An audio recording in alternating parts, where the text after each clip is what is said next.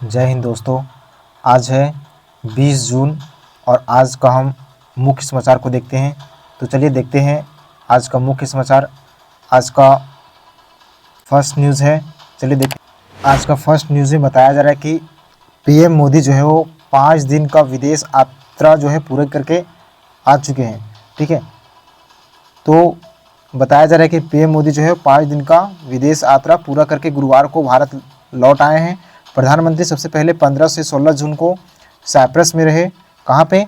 Cyprus में 15 से 16 जून को रहे थे और 17 जून को कनाडा में पहुँचे जो कि G7 समिट के लिए, और 18 जून को G7 समिट में जो हिस्सा लिए और फिर क्रोएशिया के लिए रवाना हुए और अब भारत आ चुके हैं। ठीक है, तो 5 देशों की यात्रा करके प्रधानमंत्री मोदी जो है वो भारत आ चुके हैं।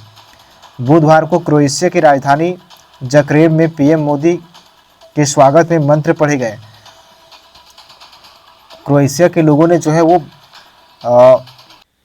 क्रोएशिया के लोगों ने मोदी के पास गायत्री मंत्र को पढ़ा था। ठीक है, ओम भूर्भुवः स्वः को। तो चलिए देखते हैं हम आगे। और भारतीय नृत्य पेश किया, और क्रोएशिया के लोगों ने भारतीय नृत्य को भी प्रधानमंत्री मोदी के पास पेश किया।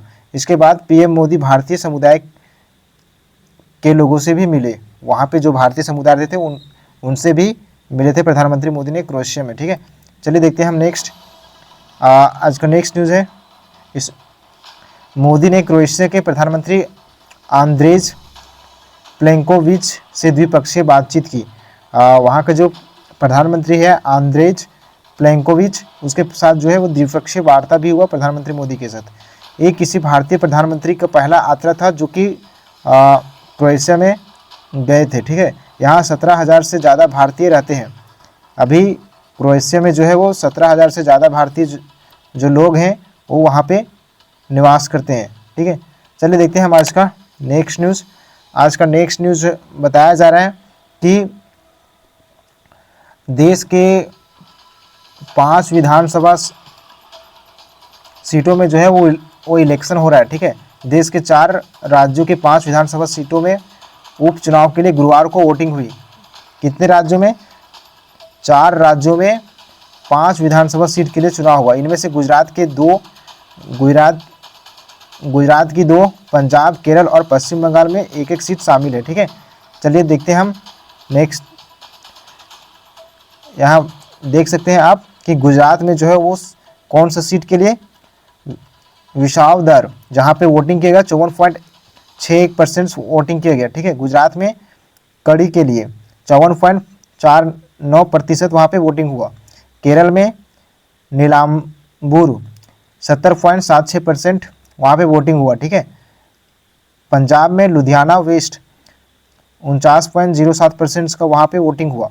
वेस्ट बंगाल में कालीगंज 69.85 का वहाँ पे वोटिंग किया गया। ठीक है, चलिए हम देखते हैं आज का नेक्स्ट न्यूज़। आज का नेक्स्ट न्यूज़ जो है वो ईरान और इजराइल को लेकर के है, जो कि दोनों लोग अब 8 दिन हो चुका है, लेकिन इस युद्ध में काफ़ी विनाश भी हो चुका है, लेकिन आज भी ये युद्ध जो है वो चल रहा है। तो बताया जा रहा है कि ईरान ने शुक्रवार शाम इजराइल के तेल अवीव, बीशेबा, हाइफा सहित कई शहरों पर जो है फिर से मिसाइलें हमले किए हैं। कौन? ईरान ने। ठीक है, इजराइल पे। ठीक है, अल जजीरा की रिपोर्ट के मुताबिक जो है हाइफा में मिसाइल गिरने से 23 लोग घायल हुए। कहाँ पे? हाइफा में, जो कि इजराइल में। ठीक है, इनमें एक 16 साल की नाबालिग सहित 3 की हालत जो है वो गंभीर बताई जा रही है। ठीक है, चलिए हम देखते हैं आगे इसके बारे में। इसमें बताया जाए कि आज सुबह जो है वो ईरान ने इजराइल के बिसेरवा शहर में माइक्रोसॉफ्ट का जो ऑफिस है वहाँ पे जो है बैलिस्टिक मिसाइल को हमला किया। ठीक है, कहाँ पे? इजराइल में। ठीक है, जहाँ पे माइक्रोसॉफ्ट का ऑफिस है वहाँ पे हमला किया। इससे कई कारों में जो है वहाँ आग लग गई, आसपास के घरों को भी नुकसान पहुँचा। ईरान ने गुरुवार को बिसेरवा के एक अस्पताल पर मिसाइल दागी थी, जिसमें 50 से ज़्यादा लोग घायल हो चुके थे। ठीक है, तो इस युद्ध में जो है वो दोनों देश जो है ईरान जो है वो इजराइल को देश तो नहीं मानता है, लेकिन भारत मानता है। तो दोनों देश जो है वो पूरी तरह से कूद चुके हैं। ठीक है, और अमेरिका भी अब टांग पीछे खींच चुका है कि वो इजराइल का जो साथ देना चाहता था वो अब बोल रहा है कि 2 सप्ताह बाद ही हम इंटर कर सकते हैं। ठीक है, चलिए हम देखते हैं नेक्स्ट इसके बारे में क्या बताया जा रहा है। तो ईरान और इजराइल के बीच जंग का आज 8वां दिन हो चुका है। इजराइल से जंग के बीच ईरान ने भारत के लिए अपना एयर स्पेस जो है वो खोल दिया है। ईरान में जो भारतीय रहते हैं उसके लिए ईरान जो है वो अभी इस युद्ध के दौरान भी भारतीयों को बाहर निकालने के लिए एयर स्पेस को खोल दिया है। ठीक है, क्योंकि हमारे भारत जो है, भारत का रिश्ता ईरान से भी ठीक है और इजराइल से भी ठीक है। तो ईरान ने है जो भारत के निवासी वहाँ पे रहते हैं उनके लिए एयर स्पेस को खोल दिया गया है ताकि भारत के लोग वहाँ से निकाल कर अपने देश में लाया जा सके। इसके लिए सरकार जो है ऑपरेशन सिंधु भी चला रही है। ठीक है, ऑपरेशन सिंधु के तहत भारत सरकार जो है वो अगले 2 दिनों के दौरान 3 स्पेशल चार्टर्ड फ्लाइट्स से करीब 1000 भारतीय नागरिकों को वहां से रेस्क्यू करेगी। 1000 किसके तहत? ऑपरेशन सिंधु के तहत जो है वो भारत सरकार जो है वो रेस्क्यू करेगी और 150 के करीब जो है वो वहाँ से ला चुकी है सरकार। ठीक है, तो इजराइल और ईरान में जो भी रह रहे हैं उसके लिए सरकार जो है वो निकालने का काम कर रही है। ठीक है, मीडिया रिपोर्ट्स के मुताबिक भारतीयों को लेकर 2 फ्लाइट शुक्रवार रात और 1 फ्लाइट शनिवार दोपहर तक भारत पहुंचेगी। कब? उन सब को लेकर के तो शनिवार को और शुक्रवार को जो है वो भारत पहुंचेगी फ्लाइट्स। ठीक है, इन फ्लाइट्स की व्यवस्था भारत सरकार ने की है। ये फ्लाइट्स ईरान के मशहद से उड़ान भरेगी और दिल्ली तक उतरेगी। कहाँ पे? तो ये फ्लाइट्स जो है वो ईरान के मशहद शहर से उड़ेगी और दिल्ली के लिए रवाना होगी। ठीक है, उसमें भारत के नागरिक होंगे जो वहाँ पे इस युद्ध के दौरान फंसे हुए हैं। ठीक है, तो इससे पहले 110 भारतीय स्टूडेंट्स को जो है वो 19 जून को ईरान से भारत पहुँचे थे। कितने? 110 विद्यार्थी, 110 जो भी भारतीय वहाँ पे रहते थे उनको पहले निकाला गया है और अब जो है वो 1000 के करीब लोगों को और निकाला जाएगा। ठीक है, ऑपरेशन सिंधु के तहत। हालांकि इन्हें लैंड बॉर्डर के रास्ते ईरान से निकाला गया था क्योंकि 13 जून को इजरायली हमले के बाद ईरान का एयर स्पेस इंटरनेशनल फ्लाइट्स के लिए बंद था। तो जो भी ईरान को जो एयरपोर्ट तक छोड़ने के लिए जो लैंड बॉर्डर की सहायता से जो वहाँ की सरकार ने निकाला। ठीक है, चलिए हम देखते हैं आज का नेक्स्ट न्यूज़। आज का नेक्स्ट न्यूज़ बताया जा रहा है कि इजराइल जो है जो कि ईरान में परमाणु रिएक्टर जहां बन रहा था वहां पे हमला कर दिया जिससे कि 639 लोगों की मौत हो चुकी है और जो कि 1300 से अधिक लोग जो है वो घायल हो चुके हैं। कहाँ पे? ईरान में। ठीक है, परमाणु रिएक्टर पे जब इजराइल हमला किया। ठीक है, तो दोनों देश जो है वो बहुत ज़्यादा भीषण युद्ध में फंस चुके हैं और अब इन लोगों के बीच शांति वार्ता हो ऐसा भी पॉसिबल दिखाई नहीं दे रहा है। ठीक है, चलिए देखते हैं हम नेक्स्ट न्यूज़। आज का नेक्स्ट न्यूज़ बताया जा रहा है कि प्रधानमंत्री मोदी जो है वो लीडर ऑफ अपोजिशन जो है भारत के उनको 55 यानी कि 55वां बर्थडे के लिए विश किए। तो उन्होंने एक्स पर ट्विटर पर क्या ट्वीट किया? Birthday greeting to the leader of oppositions in the Lok Sabha Shri Rahul Gandhi, may he be blessed with a long and healthy life. तो प्रधानमंत्री मोदी ने उसकी स्वास्थ्य और लंबी, भगवान उसे आशीर्वाद दे, इसके लिए ट्विटर पे प्रधानमंत्री मोदी ने ट्वीट किया। ठीक है, चलिए हम देखते हैं आज का इसके बारे में। राहुल गांधी के बारे में बताया गया कि राहुल गांधी जो है 55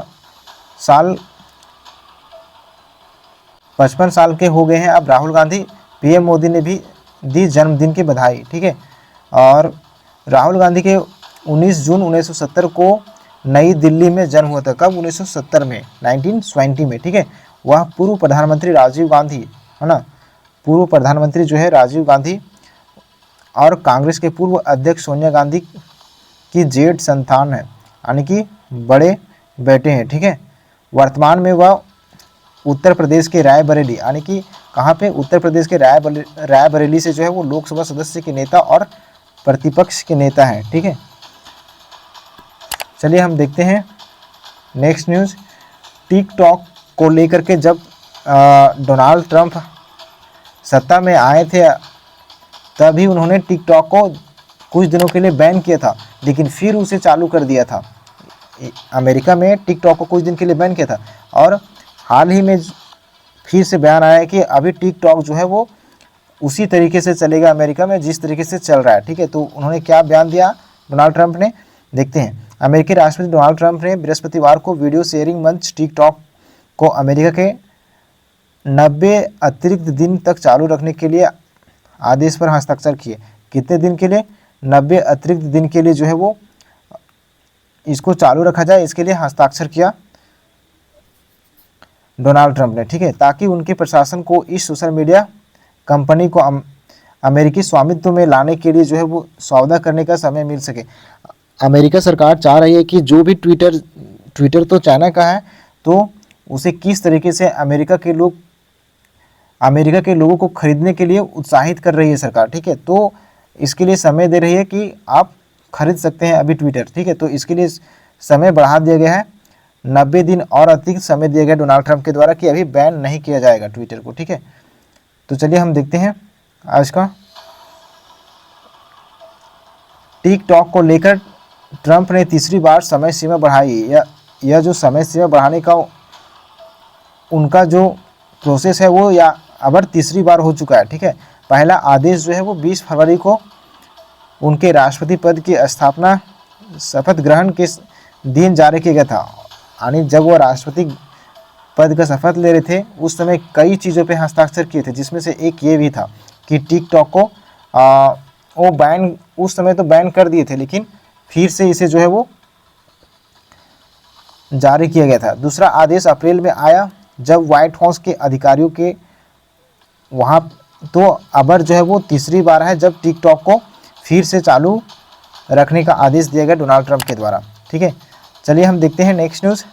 आज का नेक्स्ट न्यूज़ बताया जा रहा है कि गुजरात में जो है वो जो भी बांग्लादेशी लोग अवैध रूप से रह रहे हैं उनको गुजरात सरकार जो है वो निकालने का काम कर रही है। ठीक है, तो देखते हैं हम इसके बारे में बताया क्या जा रहा है। गुजरात में एक बार फिर से जो है वो पूरे दस्तावेजों के भारत में रह रहे बांग्लादेशियों पर एक्शन लिया गया है जो कि अवैध रूप से भारत में रह रहे हैं। ठीक है, गुजरात के गृह मंत्री हर्ष संघवी के अनुसार पुलिस ने पिछले 100 घंटों में जो है वो 200 से अधिक बांग्लादेशियों को पकड़ा है। कितने? 200 से अधिक बांग्लादेशियों को जो है वो पकड़ा है। इन्हें वापस भेजने के लिए सरकार जो है वो कानूनी रूप से कार्रवाई भी कर रही है। ठीक है, तो जो अवैध रूप से बांग्लादेशी रह रहे हैं भारत में, गुजरात में, उसको सरकार उसके ऊपर कार्रवाई कर रही है। ठीक है, चलिए हम देखते हैं नेक्स्ट। आज का नेक्स्ट न्यूज़ बताया जा रहा है कि जम्मू कश्मीर से है। तो जम्मू कश्मीर को राज्य का दर्जा कोई रियासत नहीं बल्कि संवैधानिक अधिकार है, ये बोला गया है फारूक अब्दुल्ला के द्वारा कि जम्मू कश्मीर जो है वो कोई राज्य का दर्जा कोई रियासत नहीं है। ठीक है, तो ऐसा बोला गया फारूक अब्दुल्ला के द्वारा। ठीक है, चलिए हम देखते हैं नेक्स्ट न्यूज़। आज का नेक्स्ट न्यूज़ है कि राष्ट्रपति द्रौपदी मुर्मू जो है 20 जून को देहरादून में करेगी राष्ट्रपति निकेतन का निरीक्षण। 20 जून को जो है वो देहरादून में करेगी राष्ट्रपति निकेतन का निरीक्षण करेगी। कौन? द्रौपदी मुर्मू। आम जनता के लिए खोलने की तैयारी। ठीक है, चलिए हम देखते हैं इस बारे में कि राष्ट्रपति निकेतन क्या होता है। राष्ट्रपति निकेतन की स्थापना जो 1976 में राष्ट्रपति निवास के रूप में की गई थी। यानी कि राष्ट्रपति निकेतन जो है वो एक राष्ट्रपति निवास के रूप में बनाया गया है जहाँ पे राष्ट्रपति जो है वहाँ जा कर के अपनी काम को कर सकती है। ठीक है, इसकी समृद्ध विरासत जो है वो 1838 से चली आ रही है। कब? 1838 से। ठीक है, जब यह स्टेट गवर्नर जनरल के अंगरक्षक के लिए ग्रीष्मकालीन शिविर के रूप में कार्य करता था। यह 21 एकड़ में फैला हुआ है और इसमें लीली तालाब, ऐतिहासिक इमारतें, बाग और अस्तबल शामिल है।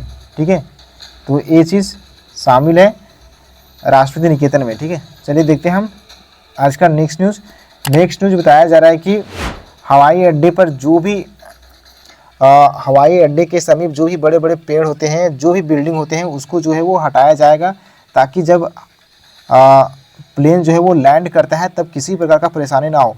अभी जो अहमदाबाद में दुर्घटना हुआ, इस चीज़ को लेकर के जितने भी प्लेन की प्राइवेट कंपनियां हैं और गवर्नमेंट, वो सब सतर्क हो चुकी है कि प्लेन को किसी भी तरीके से नुकसान ना हो, यानी इंसान को किसी प्रकार से क्षति ना हो।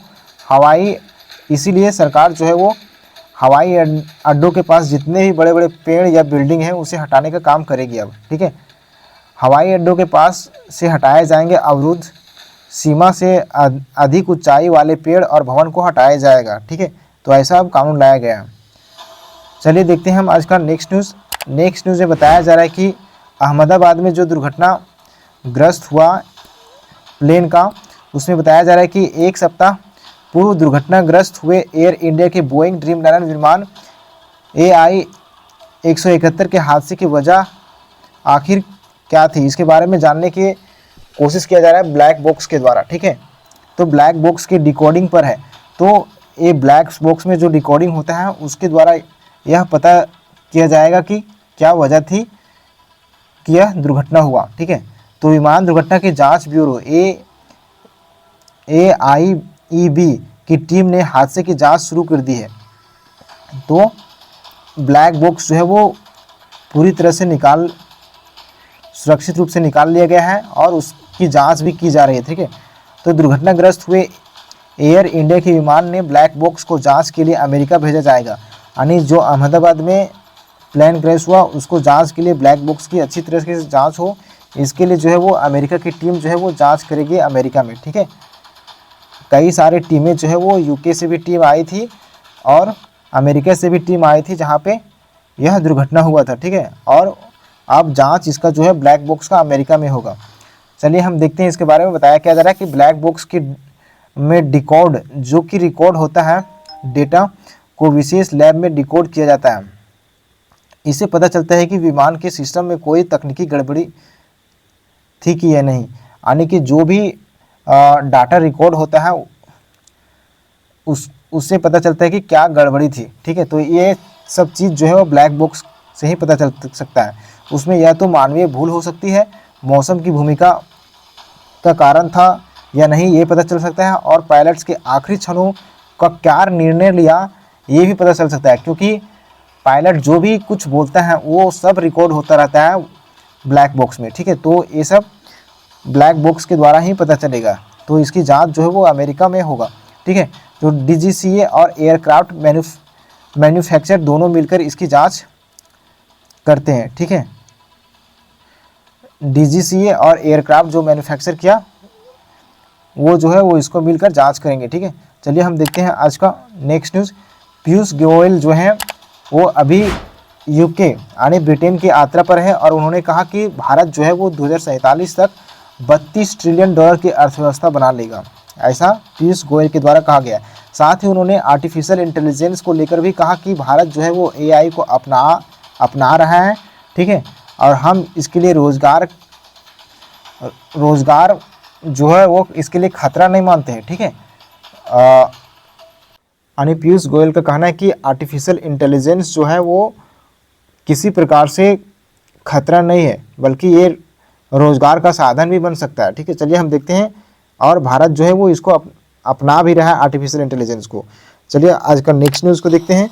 आज का नेक्स्ट न्यूज़ जो तो 21 जून को जो है वो योगा डे मनाया जाता है। इसके लिए जो है वो केवल यह भारत में नहीं बल्कि विदेशों में भी आप जो है वो योगा को मनाया जाता है, ठीक है। तो योग दिवस को लेकर लोगों में जो है वो उल्लास है, और अमेरिका में हो रही खास तैयारियां, यानी योगा के लिए जो अमेरिका में जो है वो खास तैयारियां भी हो रही है, ठीक है।